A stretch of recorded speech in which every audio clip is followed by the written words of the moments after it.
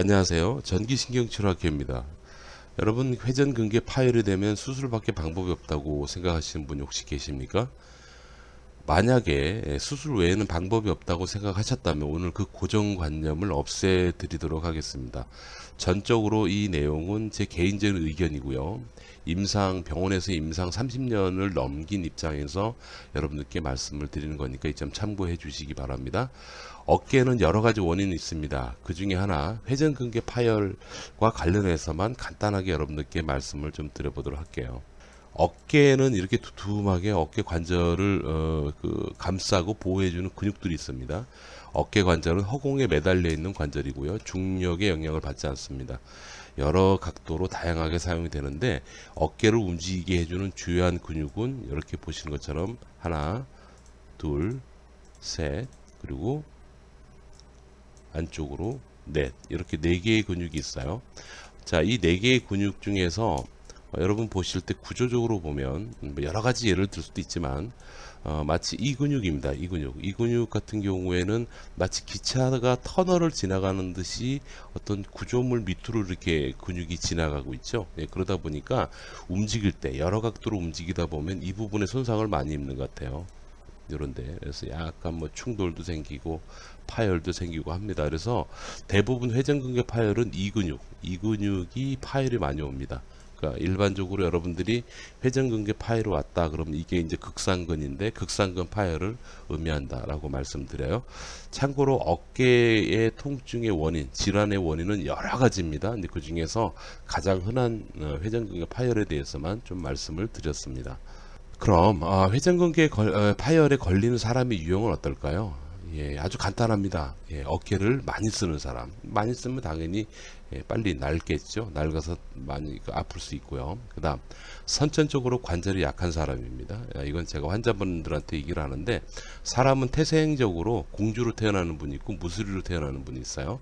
제가 경험을 해보면 확실히 관절이 약한 분들이 어깨를 좀 많이 아파하시고 많이 고생하시는 것 같아요. 심지어 이와 관련해 가지고는 논문을 통해서 유전학적인 관계와 연관이 있다라는 그런 얘기도 있습니다. 그래서 이 부분도 절대로 무시할 수 없고, 그 다음 운동 안 하면 어차피 아플 수밖에 없어요. 왜냐하면 근육량은요 나이를 먹을수록 마릅니다. 근육량은 줄어요.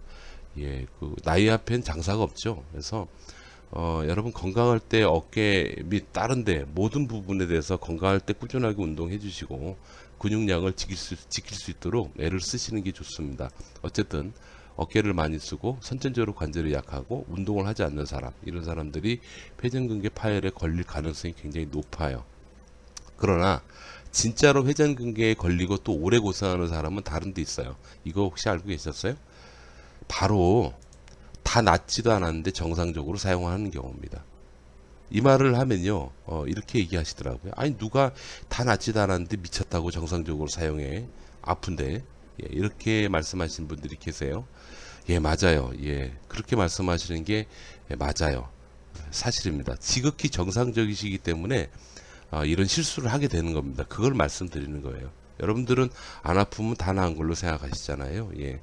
근데 그게 실수라는 거를 제가 말씀드리는 거예요. 그렇게 실수를 하게끔 만드는 진짜 이유, 범인은요 바로 여러분 몸입니다. 왜냐면요 다 좋아졌다고 착각을 하게 만드는 거죠. 그 이유 먼저 말씀드리겠습니다. 회전근개 파열 질환이 걸리고 여러분들이 아파봤잖아요. 그러면 이게 회복되는 과정이 있는데, 회복되는 과정은 선통증 조절 후 조직 회복이라는 겁니다. 그래서 통증이 먼저 조절되고 조직은 천천히 회복된다는 게 있어요. 자세히 말씀드리죠. 회전근개 파열은 10주 정도의 수리기간, 소위 회복기간, 치료기간을 거치며 어느 정도 몸이 알아서 복원을 합니다. 그 얘기는 마치 뭐냐면, 여러분 칼이 이제 살이 배었어요. 한 일주일 정도 지나면 아물죠. 어느 정도 살이 다시 붙어버리고.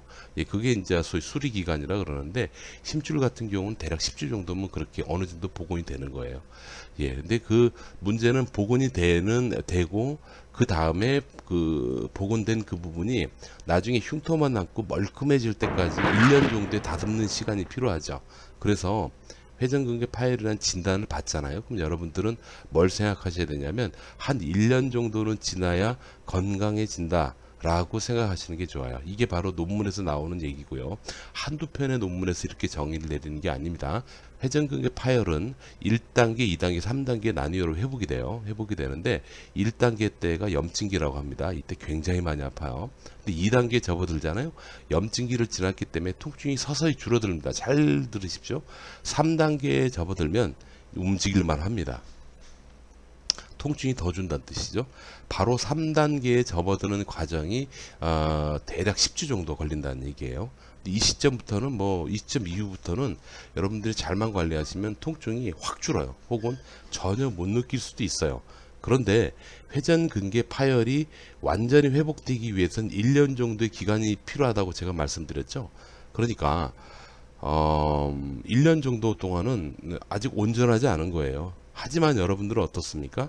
통증은 대략 10주 이후부터 통증이 상당히 많이 감소되고 혹은 전혀 아프지 않은 상태의 컨디션을 유지하시는 거예요. 10주 이후부터 잘 기억하십시오.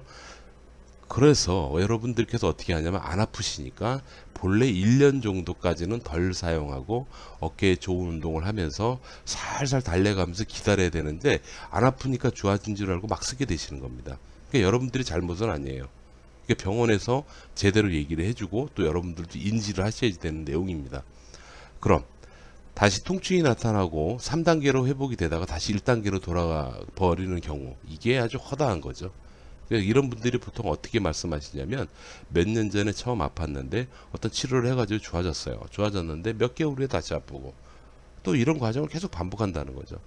근데 그런 분들이 바로 뭐냐면 10주 정도 회복될 때까지, 수리가 될 때까지는 잘 버텼는데 10주 후에는 통증이 멀끔해지거나 조금밖에 안 아프니까 막 써가지고 1년 정도의 회복기를 잘 넘기지 못해서 자꾸 나빠지는 쪽으로 도루 1단계로 3단계 마무리가 아니고 도루 1단계로 떨어지는 그런 경우다라고 말씀드릴 수가 있겠죠. 여러분의 어깨는 어떻습니까? 지금 얼마나 오랫동안 고생하고 계시죠? 5년? 4년? 제가 아는 분은 30년 정도 고생하신 분도 있는데요. 만약에 여러분 오랫동안 고생하고 계시잖아요. 그럼 지금부터 제가 말씀드리는 메시지를 꼭 기억해 주세요. 이게 진리입니다, 여러분. 초기에 엄청 아파요. 10주 정도 지나면 어느 정도 통증이 사라지거나 전혀 안 아플 수 있어요. 그러나 속지 마세요. 통증이 사라졌다고 힘줄이 회복되는 건 아닙니다. 선 통증 조절 후 조직 회복입니다. 힘줄 회복은 1년 정도 걸립니다. 이 기간 동안은 통증 조절을 잘하는 병원을 찾아서 치료받고 덜 사용하면서 회복될 때까지 기다려 주자입니다. 이것만 지켜주시면 여러분 오랫동안 고생 안 해요. 이건 정말 진리입니다. 제가 만나본 환자를 보면 그렇습니다. 다음 시간에는 병원 치료는 어떤 것을 해야지 여러분들에게 유리할까에 대해서 말씀을 들어보도록 하겠습니다. 이 환자분 잠깐 이 양 본 김에 좀 잠깐 말씀드릴까요? 이분은 석회화 건전 및 회전근개 파열 환자 분이셨어요. 이분이 처음에는 팔을 올리지를 못했어요. 한번 올려보실 건데요. 이거 지금 팔이 안 움직여지면 밤에 주무실 때 안 아프세요? 잠을 잘 때 안 먹어요. 그 일이 좀 고되신 것 같은데. 네. 이거 지금 방송 촬영 좀 하고 있어요. 이게 일을 좀 아이고 잠깐만. 올라가는데 올려보세요. 힘들고 이 정도. 예. 자, 보시면 한 90도 정도밖에 안 올라가는 그런 상태가 되죠. 이분도 다른 병원에서 죽도록 고생하다 오셨어요. 밤에 잠도 못 자고. 이런 분이 너무 많아요. 이렇게 오랫동안 아프니까 내 병이 심하다고 생각하시는 것 같아요. 지금 보세요. 치료 후 결과고요. 굉장히 예후가 좋아요. 잘 보세요. 내리시고 한 번 더. 한 번 더. 됐어. 이제. 자, 치료 잘하는 병원은 또 어떤 결과가 있는지 아세요? 이게 지속성입니다. 그래서 다음번에 왔을 때 상태를 봐야 되겠죠. 여기 이분 계시네요.